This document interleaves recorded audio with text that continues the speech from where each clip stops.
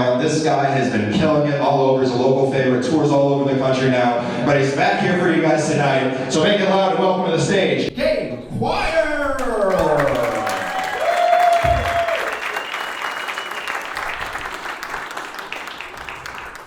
What's up, everybody? Get up for Spirit. Your host ready to go. He's right. I do tour all across the country. I went to Lake Havasu like 2 months ago. Yep. What's up, everybody? So a little bit about me. Like you said, my name is Gabe. I like my ladies like I like my coffee. Bitter and the main source of my diarrhea.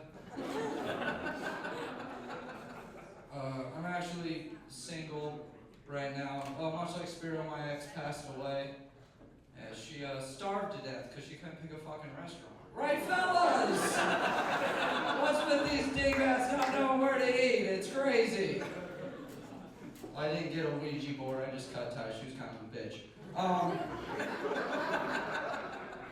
I'm a proud millennial. We address there's some millennials in the room, right? Yeah, nothing is our fault. That was a joke. All right. One cool thing, though, I am a proud millennial. One thing I think that we've done for society to advance culture, most importantly, is normalized eating ass. It's 2024. You can shout it from the rooftops. I put my mouth on buttholes. And you'll get nothing but support. We're at a point where you're more likely to face negative judgment if you don't put your mouth on buttholes. Am I right? Well, like, whenever I was a kid, eating ass, that wasn't like a phrase. You know, if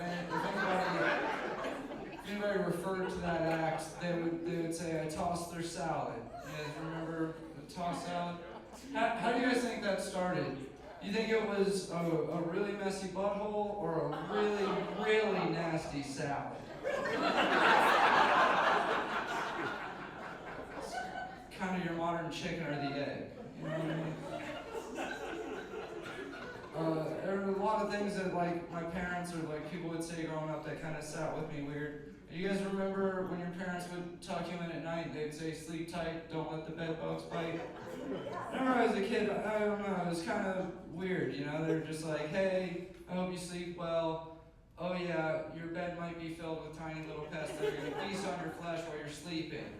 You know, it's not helpful for a kid to fall asleep. That's like if I was hooking up with a girl, and right as I put it in, she just goes, don't get herpes. You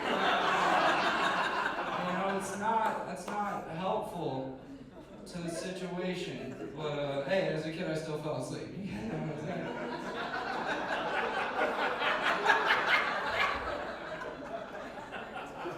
Another thing that always kind of got me is, have you ever heard the thing about guys' feet and hands, how it correlates with the size of their penis? Now, I don't know if there's any truth to that, but I've always thought it'd make a fun episode of Mythbusters. Right? What else could you ask for in 30 minutes of television besides basic physics, fun facts about robots, and penises? Right? That's the dream, as far as I'm concerned. It probably would have been one of those bullshit episodes that ended plausible. You guys remember that? You'd dedicate half an hour of your life to the nerdy-ass Discovery Channel, a show called Mythbusters, and then they'd finish it with, fucking maybe.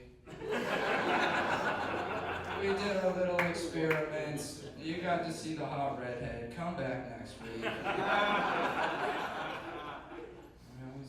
came back next week. Although I wouldn't mind an answer for real on the whole topic, because like I wear an 8.5. I have pretty small feet, but I like to think my penis is bigger than pretty small. I don't have a penis worth writing a poem over or anything like that, but like if you gave somebody 2 words, I don't think they would be pretty small. You know what I mean? And sometimes people will be like, 8.5, that's not a small shoe size, but I know it's a small shoe size. Because I shop at Ross. Anybody else here shop at like Ross, TJ Maxx, those types of places? Sweet struggle. Like the way they sell shoes there is they do it by size on this big wall, and it starts at 13 and counts down 12, 11, 10, 9. Once it gets to 9, it stops. And then transfers to this tiny shelf that I can only call the little dick section. And that's just 8.5, and it's just like 4 pairs of Skechers and some fucking Levi Vans. I don't even, it's bullshit. It's a tough life. So we have locals, we established that earlier. I'm not originally from Vegas, I've been out here for close to 7 years now. One really cool thing about when I moved out here is that I got to go see the Pawn Shop from Pawn Stars. I'm a big fan of that show. And if you guys haven't been there, don't go. Don't waste your time. It's vastly underwhelming. Do some fucking movie magic to make that place seem interesting. I love the show though. There's another show on True TV, it's a lot like it. It's called Hardcore Pawn. But these are my favorite categories of pawn. I like amateur pawn. That's just videos of like flea market transactions, yard sales, you know, that kind of thing. I like mature pawn or granny pawn, if you're being honest with the world. It's a good old episode of Antiques Roadshow. I love a good appraisal. There's gay pawn, if that's what you're into. And that's the show Property Brothers. Right? 'Cause those guys definitely want to kiss each other. I get they look like brothers, but they look at each other like lovers, and it's weird. But lately I've been getting really into gangbang pawn. And that